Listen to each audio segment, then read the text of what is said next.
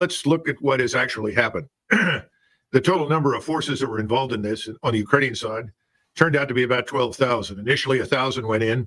They discovered how light the resistance was, and they poured in an additional 11,000 troops. Right now, we estimate that close to 3,500 to 4,000 have been killed or wounded. We now know that all of the heavy equipment, tanks, artillery, radars, missiles, everything that they brought with them has been destroyed. Most of it by Iskander missiles, a tactical ballistic missile system the Russians employ that carries about a 1,200-pound warhead, different kinds of warheads for different purposes, including fuel-air explosive. These have annihilated all of the heavy equipment. At the same time, they moved to the area a number of Chechen forces on one side, Wagner military types on the other, and then the so-called In the ongoing conflict between Russia and Ukraine, the battlefield has seen significant shifts, with the Kursk region becoming a focal point of intense military engagements. As Colonel Douglas Macgregor has often emphasized, the complexity and depth of Russia's strategic operations cannot be underestimated. Today, we delve into the latest developments, analyzing the strategic maneuvers and their profound impacts on both sides.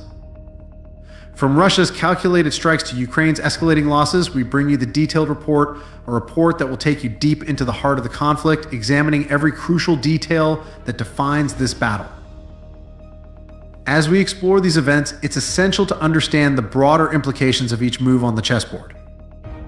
This isn't just a series of isolated incidents, it's a carefully orchestrated campaign where every strike, every maneuver, has a ripple effect that reverberates across the entire theater of war. The stakes have never been higher, and the outcomes of these battles could very well determine the future course of this conflict.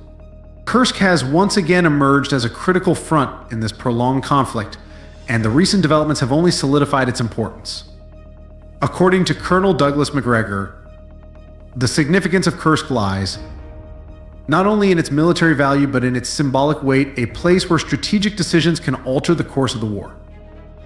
Russia's recent attacks have not only targeted Ukrainian positions, but have also strategically disrupted their supply lines, cutting off vital resources and weakening their defensive capabilities.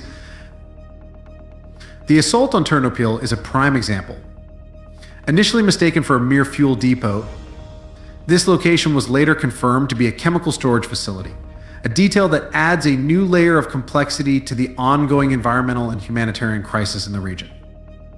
The resulting fires and explosions have left the area engulfed in smoke, a stark reminder of the ecological disasters that have plagued this region. The scale of destruction here is not just a tactical victory for Russia, but a significant psychological blow to Ukraine.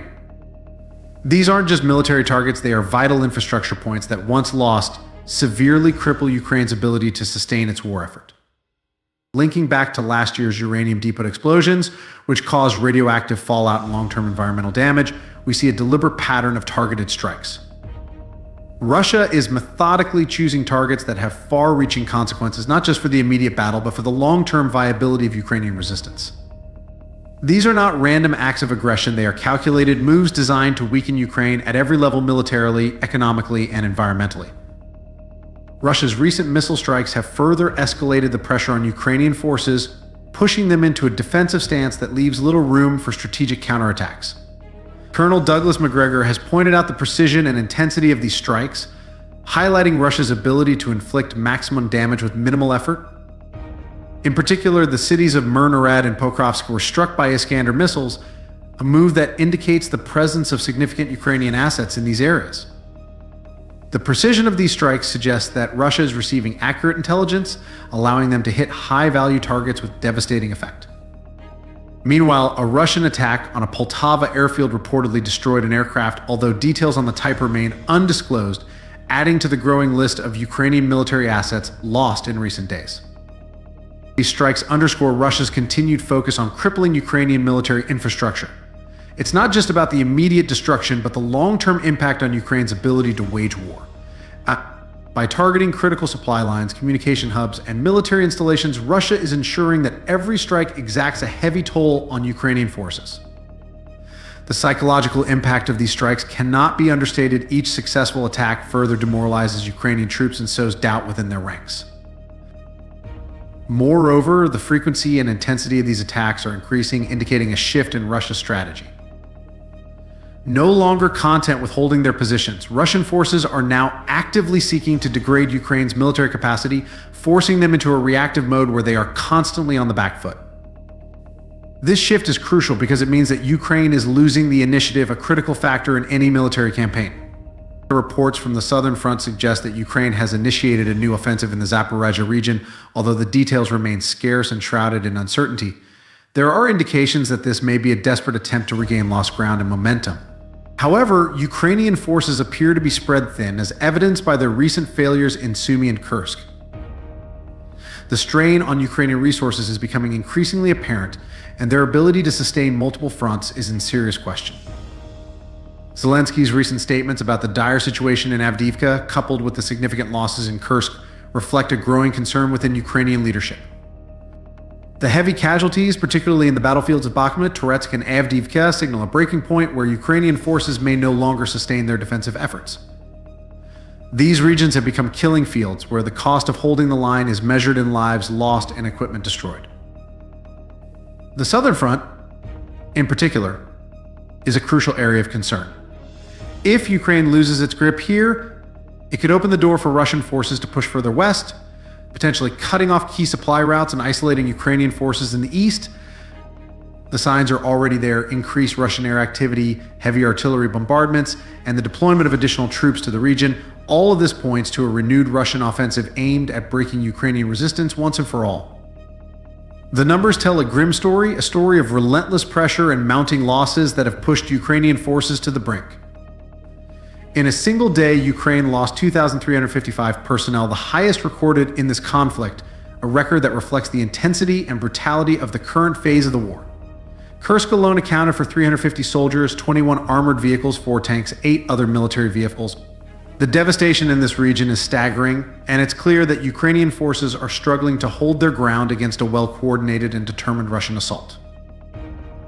Bakhmut, another critical battleground, saw nearly 700 casualties, with Avdiivka close behind at 585. These figures, when compared to previous records, represent a new peak in the attrition war, pushing Ukrainian forces to the brink. Each day that passes sees more bloodshed, more destruction, and less hope for a quick resolution. The Ukrainian military is being stretched to its limits, and the strain is beginning to show in both their tactics and their morale. Russia, on the other hand, continues to systematically dismantle Ukrainian capabilities. The recent liberation of New York, a key logistical hub in Toretsk, and the interception of 10 HIMARS missiles are just the latest examples of Russia's tactical superiority on the battlefield. These victories are not just symbolic, they represent significant blows to Ukraine's war effort, further tipping the balance in Russia's favor. As the toll mounts, the question arises: how long can Ukraine sustain these losses? With each passing day, the situation grows more dire, and the prospect of a decisive Ukrainian victory seems increasingly remote. The reality on the ground is stark, and it paints a picture of a conflict that is slowly but surely turning against Ukraine. In a move that signals Russia's long-term commitment to this conflict, President Putin's visit to Chechnya marks a critical point in Russia's war strategy.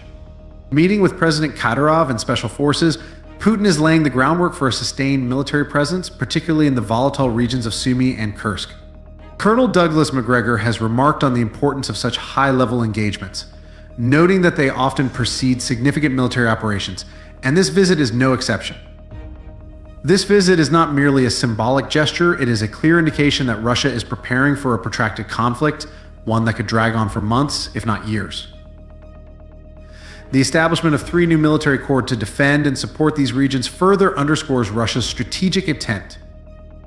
These corps are not just defensive formations, they are designed to be highly mobile and adaptable, capable of both defending key positions and launching counteroffensives as needed. This flexibility is crucial in a conflict where the front lines are constantly shifting and where quick, decisive action can mean the difference between victory and defeat. Putin's visit also serves as a morale booster for the troops stationed in these regions. By meeting with the men and women on the ground, he is sending a clear message that their efforts are recognized and valued. This is a vital aspect of maintaining troop morale in a prolonged conflict, where the grind of daily combat can quickly wear down even the most disciplined soldiers. Moreover, the visit highlights the importance of Chechnya as a training ground for Russian special forces. Chechnya has long been a crucible for some of Russia's most elite units, and their involvement in the conflict is a testament to the seriousness with which Russia is approaching this war. The training and experience these troops bring to the battlefield could prove to be a decisive factor in the outcome of the conflict, especially as the war drags on and both sides look for any advantage they can find. As we analyze the broader picture, it's clear that Russia is engaging in a calculated war of attrition. By creating new battlefields and forcing Ukraine to spread its already thin resources, Russia is ensuring that every engagement costs Ukraine dearly. The creation of new fronts, particularly in areas like Kursk and Sumy, serves a dual purpose. It forces Ukraine to commit more troops while allowing Russia to methodically grind down their forces. Colonel Douglas Macgregor has repeatedly emphasized that attrition warfare is where Russia excels, leveraging its vast resources and superior logistics to outlast and outmaneuver its adversaries. This strategy of attrition is not new, but Russia's execution of it in this conflict has been masterful. The Russian military has managed to maintain a high level of combat readiness, rotating troops in and out of the front lines to ensure that they remain fresh and capable. This contrasts sharply with Ukraine's increasingly desperate and undertrained forces, who are being pushed into battle with little preparation and even less support. The war of attrition is also a psychological battle. Every loss, every defeat wears down the resolve of the Ukrainian forces and their leadership. The knowledge that Russia has the resources and the will to continue this conflict indefinitely is a powerful weapon in itself. It forces Ukraine to make difficult choices. Do they continue to fight on multiple fronts, knowing that they are slowly being worn down? Or do they concentrate their forces in a desperate attempt to achieve a breakthrough, risking everything in the process? As this conflict continues, the war of attrition will likely become the defining feature of the struggle between Russia and Ukraine. Russia's strategy is clear. They are in this for the long haul, and they are prepared to do whatever it takes to achieve their objectives. The question now is whether Ukraine can find a way to counter this strategy, or if they will continue to be ground down by the relentless pressure of Russian military power. As we close this report, the situation remains dire for Ukraine. The conflict in Kursk is but one of many fronts where Ukraine faces overwhelming odds. As Colonel Douglas Macgregor has noted, the unfolding events in Kursk could be a turning point, one that dictates the trajectory of this conflict moving forward. With record losses and strategic positions falling into Russian hands, the question remains, how much longer can Ukraine withstand the relentless pressure? The war of attrition that Russia has so effectively employed is not just a military strategy, it is a war on Ukraine's very ability to sustain itself. With each passing day, the losses mount, and the chances of a Ukrainian victory diminish. The reality on the ground is harsh, and it is becoming increasingly clear that without significant changes in strategy or support, Ukraine may find itself overwhelmed by the sheer weight of Russian military power. Only time will tell, but as it stands, Russia's strategic mastery is leading this conflict into a new phase, one where the attrition of Ukrainian forces may ultimately determine the outcome. The stakes are higher than ever, and the world watches with bated breath as this conflict continues to unfold.